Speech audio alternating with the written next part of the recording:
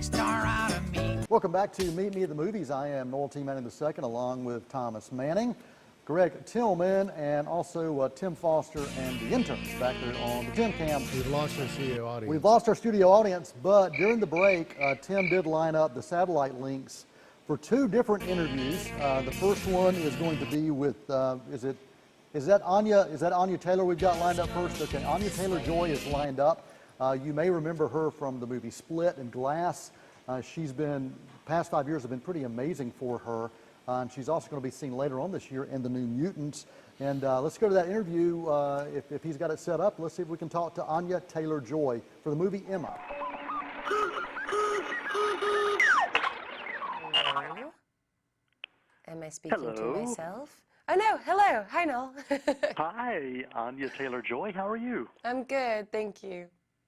Thank you so much for taking the time to speak with us on Meet Me at the Movies. Really appreciate it. No, thank you.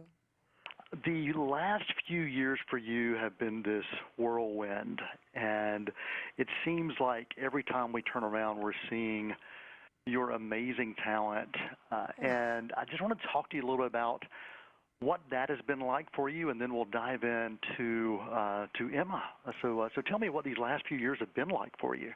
I just haven't stopped making movies, which is, I think, no, genuinely, I think my brain is cleverer than I am at times, if that makes any sense, because I've been so busy making work and, you know, showing up every day and being different people and being around small groups of people that I almost feel like I woke up and I have 17 movies out and I'm just like, what happened to my life? Like, I have no idea when this happened.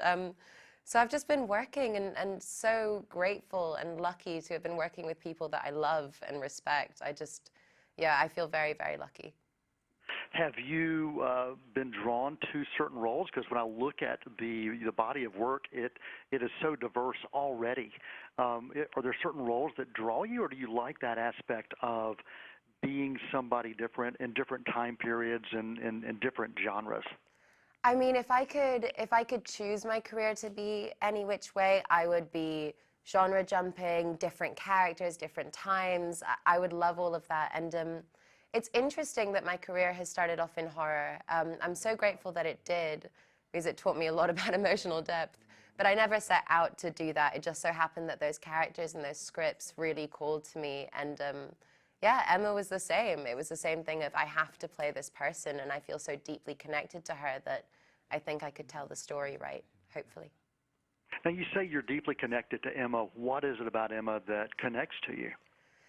It's strange. With all of my characters, I've always been fiercely protective over them, and I've felt this kind of need to tell their story right and to always defend them. And with Emma, there was this weird twin sister thing going on where she was experiencing her coming of age on screen and I was kind of experiencing my coming of age off screen. Wow. And, you know, you spend so much time being these people. It's like 17 hours a day thinking, walking, breathing like these other human beings. And so there does eventually come a point where the line between you and the character gets a little bit blurred. Right, right. Well, as you prepared for Emma, talk about what you did to get ready for this role. We were so lucky. We had a week of rehearsals prior, and that was just invaluable because you don't often get that in films. And Autumn de Wilde, our director, is such a brilliant friend matchmaker. Like, she just brought together this group of people who all seemed so uniquely suited to one another. And we just all fell in love with each other's talent, with each other as people. And it felt like we went on this, like, summer camp type experience with these incredible characters, and we all had so much fun every day. And we had etiquette classes. If you've ever thought that like having tea wasn't stressful when you're trying to do it properly and holding the teacup in a certain way and not making any noise because Emma's meticulous about that stuff, I think that's the most anxious I've ever been on a film set. It's trying not to make the teacup rattle and like keeping it all poised. It sounds like you had so much fun doing this film. Talk about, you talked about that matchmaking, which I think ties in really well to the story of Emma, but talk about the friendships that you developed over the course of this.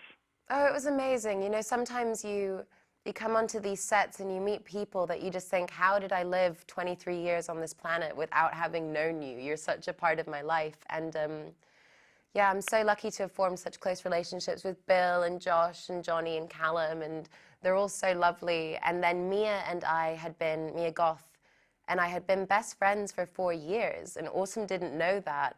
And when she first met me to offer me the role, she brought out a picture of Mia and just went, I just feel like this girl could be your best friend. And I was like, I was on the phone with her this morning. And so that experience was so magical, to be able to play Harriet and Emma together, whilst at times difficult because Emma can be very condescending to Harriet, and I didn't like that bit that much. It was so useful to have that shorthand with somebody that you know so well that you don't need to speak about anything to be able to communicate. That makes sense so much. Anya Taylor Joy, thank you for taking the time today. Really appreciate it, and continue to follow your work, and excited about what's around the corner. Thank you so much. Thank you for speaking with me. Bye-bye. Bye. I'd like to thank Anya Taylor Joy again for taking the time to speak with us today. And I'm chatting a little bit because I think Tim's trying to set up the other interview link. You got it ready? He's fast, He man. is fast. Yeah. We've got Bill Nighy. Now, Bill Nighy, I love this guy. The science guy. Not the science guy. This is Bill Nighy, not the science guy. I would rather see Bill Nighy, the science guy. No, in you Emma. wouldn't. No, you wouldn't. You love the movie About Time. Yeah, I do. He was the dad in About Time, Oh, and that he's guy. been in Shaun of the He was Dead. in Love He's been Actually. in so right? Love Actually, so many other things, and we're going to talk to him. We'll talk to him maybe about one of those films. And, Science. And science. Yeah, let's talk to him about science, and also we'll talk to him about Emma, the Jane Austen film. Hi, Bill Nighy. How are you, sir? Good morning, Noel. I'm well, thank you. Marvelous. Well, thank you so much for taking time to hang out with us today and talk about Emma and a little bit about your work. Appreciate it. My pleasure.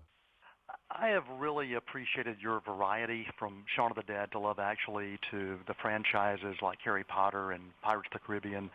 You're really no stranger to diversity in cinema as far as the type of roles you take on. And I've got to ask, is there one role that you feel is most like you, and why? Well, I'm maybe not the best judge, but off the top of my head, I did a movie for HBO, BBC HBO, called The Girl in the Cafe, which was not entirely me, but it was quite a lot like my dad. And I decided to make it as a kind of tribute to my father.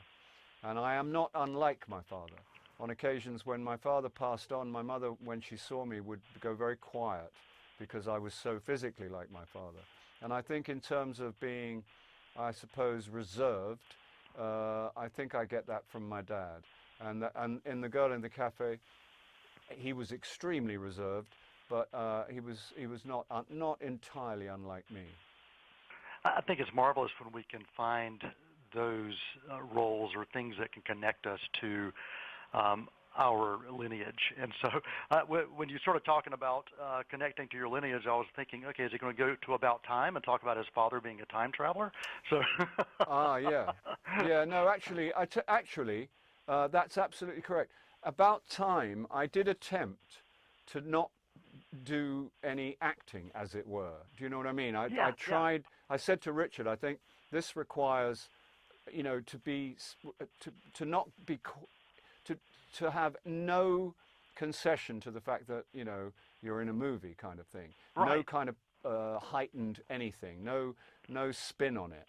And I hope, I think actually if you ask me that question again, I would probably say About Time. I wrote on the script of About Time, on the cover page, I wrote Jason Robards, because I saw a movie called Julia, in which Jason Robards was just there in a way that, I'm not saying I am Jason Robards, because I'm not Jason Robards, but he was a great man, great director, right. A great actor. And but in Julia, he made a deep impression on me because he was just there in a very simple and fabulous way. Well, speaking of like simple and fabulous, look at your role in Emma, and it is simple and fabulous as well. And what was it about the role for Emma that really spoke to you, and you said, yeah, I'd like to be a part of that? Well, what really drew me to it in the end was the way that Autumn de Wilde, the director, who is a remarkable person and a fabulous director who's never directed a film before, and boy, has she delivered. Yeah. She spoke about Mr. Woodhouse in a way that I kind of thought we might be in business. He's a valetudinarian, not to be confused with a hypochondriac. A hypochondriac is obsessively concerned with their own health. A valetudinarian, apparently, I never knew this word either, is obsessively concerned with other people's. In other words, he's a control freak, and he's an uptight Englishman of a certain kind, which, Right. you know, in terms of comedy, that's not a bad place to find Right. yourself. Right. I spoke with Anya Taylor Joy earlier about her preparation for Emma, and she talked about having to take these etiquette classes that kind of helped her. And did you do anything special to prep for your role in this film? I didn't really do it. I didn't do any of the classes. I think I was away working somewhere. But I let the costumes kind of dictate how you move. And I just went over and over and over and over and over on the lines so that I knew them backwards, so that I could give the impression that I'd never said them before. That's the gig, you know, so I could give the appearance of spontaneity, even though it's archaic language which is not familiar in my mouth. And that was my major challenge. Wonderful. Well, I had one final question from friends of mine who are musicians. They're wondering, are the Fruits ever going to get together again? Just wondering if that's going to happen. I love this question. This is arguably my favorite question in the whole of my show business career. If I had an answer, I'd give it to you. I hope the Fruits will be back in one form or the other. It's not over yet. Excellent. Well, Bill Nighy, thank you so much for your time. Thank you for your body of work and for spending time with us today here on Meet Me at the Movies.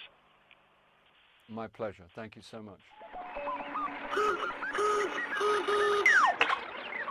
I'd like to thank Anya Taylor Joy and also Bill Nighy for spending time with us talking about Emma, the Jane Austen classic, kind of a different look at that. And I appreciate their time. It's always a lot of fun to be able to get these interviews and to spend time with them and letting them spend time with us and our audience.